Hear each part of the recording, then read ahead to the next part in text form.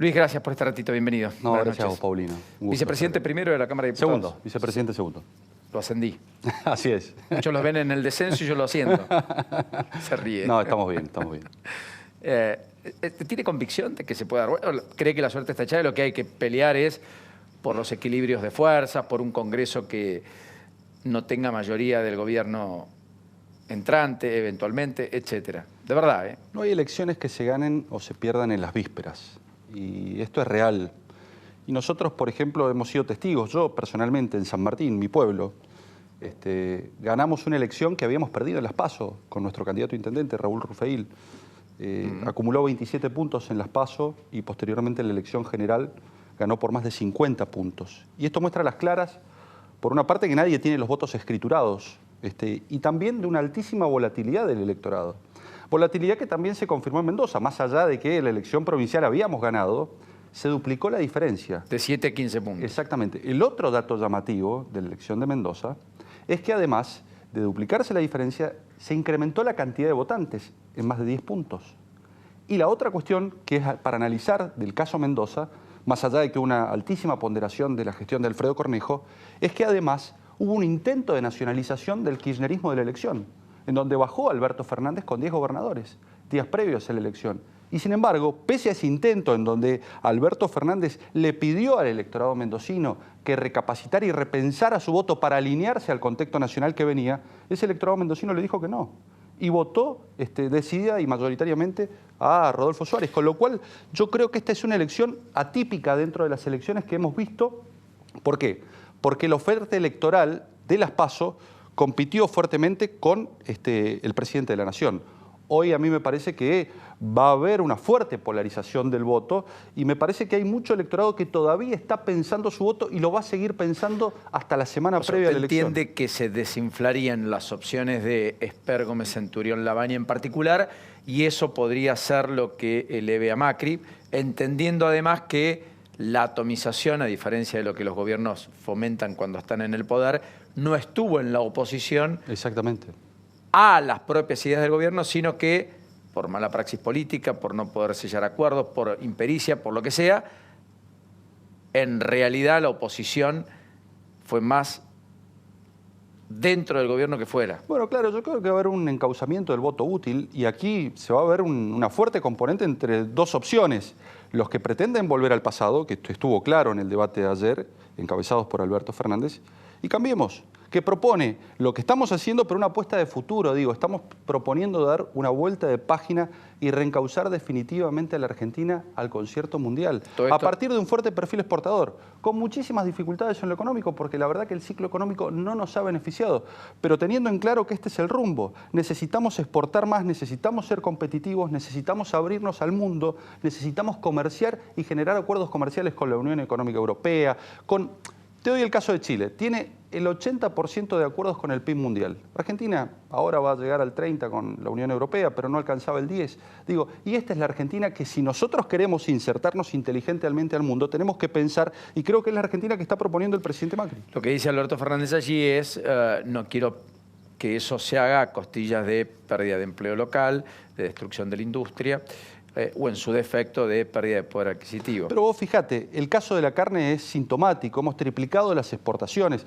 lo que tiene que ver con servicios, me parece que esa es la Argentina a la cual nosotros tenemos que apuntalar, una Argentina que piense que en definitiva, más allá de fomentar el consumo interno que está bien, necesitamos integrarnos y venderle al mundo para generar empleo, por ejemplo, en áreas como la de servicios o en áreas como la de agrícola ganadera. Hay un intento de reinventarse por parte de Macri, aparece un Macri que no estaba, hasta la PASO, haciendo lo que parte de la política le pedía, etcétera. Desapareció de escena Marcos Peña, aunque sigue siendo el jefe de gabinete de ministros. ¿Es todo ungido por la necesidad, pero no por la convicción, o hay un poco de las dos cosas? No, yo creo que hay parte de las dos cosas. Claro está que nosotros no tuvimos el resultado esperado de las PASO, nosotros pensábamos estar más cerca. Todas las encuestas de la época daban cuenta de que, en definitiva, el espacio de Cambiemos iba a tener una mejor performance. Y esto nos hizo necesariamente replantear la campaña, pero también replantear la forma en que nos contactábamos y nos comunicábamos con la gente. Y me parece que ha sido muy positivo volver a las calles, voluntariamente, espontáneamente, miles de argentinos ciudad por ciudad, día a día, se están volcando a las calles porque tenían esa necesidad de tener el contacto directo, inmediato, personal con el presidente de la Nación, que les dijera qué pensaba del país y qué quería hacer con el país en esta segunda etapa. Y me parece que eso se está logrando, y se está logrando con altísimos resultados que además abonan la teoría de que nosotros estamos entrando en zona de balotaje. Yo no estoy absolutamente convencido de que nosotros estamos en la senda de llegar a zona de balotaje en las elecciones de octubre. Así no sea por devoción o amor, sino por descarte o por voto útil o por lo que sea.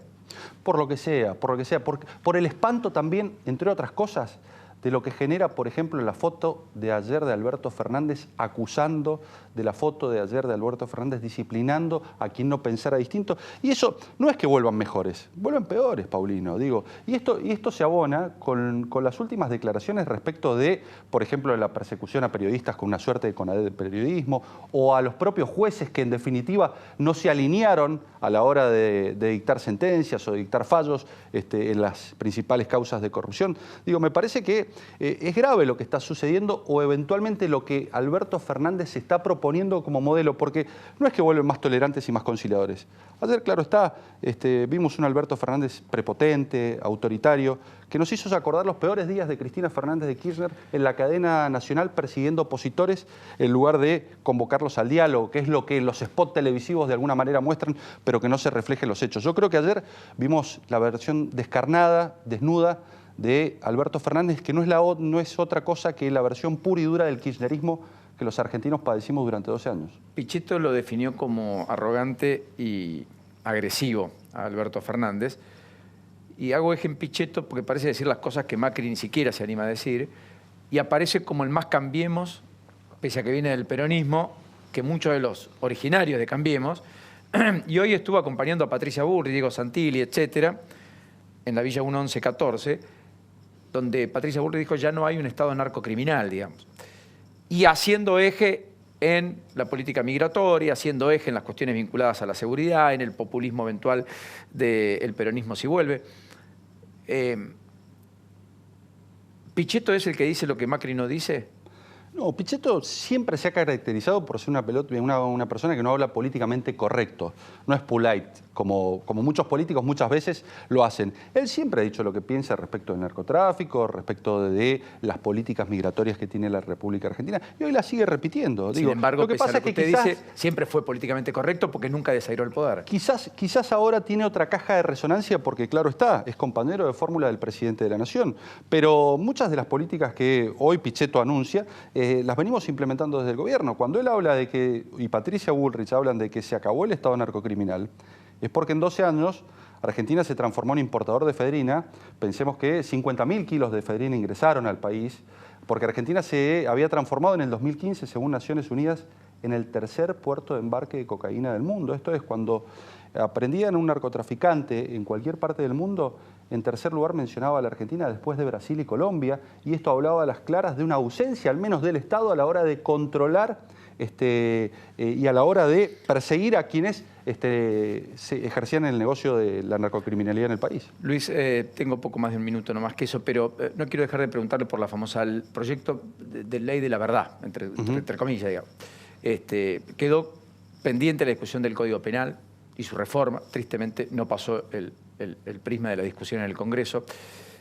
Muchas otras modificaciones, no tenemos ley de extinción de dominio, etcétera. Tenemos un decreto que se está aplicando. Ok, pero muchos constitucionalistas lo tildan de inconstitucional, hay planteos en la justicia que podrían prosperar, en fin. Más allá de todo eso, la idea de que alguien cuando va a una indagatoria no tenga la posibilidad de mentir, es una reforma de fondo. De fondo, estructural. Pero no es constitucional. Es un cambio de paradigma. Porque ahí lo que dice una biblioteca es, mire, es una garantía constitucional. Es una garantía constitucional no declarar contra sí mismo. Estados Unidos lo tiene consagrada la figura del perjurio. La tiene prevista en su propia Constitución. Yo valido, quiero decirlo desde este lugar, lo he dicho siempre antes de, pero insisto, ¿no hay que cambiar la Constitución? No, no es necesario, porque la Constitución dice que nadie está obligado a declarar contra sí mismo. Ahora, el Estado no puede permitir que le mientan descaradamente por todo lo que eso implica, porque eso obstaculiza el accionar de la justicia, porque eso implica que se direccionen investigaciones y se establecen quizás responsabilidades en virtud de confesiones que no son tales. Pero ten en cuenta algo, Paulino, ya nuestro derecho, nuestra legislación actual, ya consagra la figura del perjurio. ya la establece y no ha tenido cuestionamientos. Cuando nosotros legislamos la figura del arrepentido, establecimos que aquella persona que era imputada y que se autoincriminaba y mentía, tenía que ser condenada hasta 10 años de prisión. Eso no es otra cosa que el perjurio, un perjurio calificado, porque esa persona, además de ser imputado, es arrepentido. Pero estábamos dando cuenta de que estábamos empezando a cambiar el paradigma porque estábamos diciendo no podés mentir, podés abstenerte, y ahí está la garantía constitucional. O sea, puede no declarar en una indagatoria el imputado. Exactamente. Lo que no puede hacer es mentir. Hay tres cosas para que desviar nosotros, el foco de investigación, exactamente, digamos. para nosotros hay tres cosas que son claves. No mentirle al Estado. En segundo lugar, que el Estado no se transforme en garante de la propiedad privada de los delincuentes y por eso la acción de extinción de dominio. Y en tercer lugar, el fortalecimiento de los derechos de la víctima en el proceso penal para que esté equiparada, para que la cancha esté nivelada y pueda ejercer sus derechos y no encontremos, como encontrábamos antes del 2015, en donde teníamos una cancha inclinada en favor del imputado y una víctima con muy poquitos derechos, prácticamente abandonada, desinformada y estigmatizada. Esas cosas empezaron a cambiar a partir de 2015. Luis, gracias por este ratito. No, gracias a vos, Pablo. Hasta la próxima, muy gentil.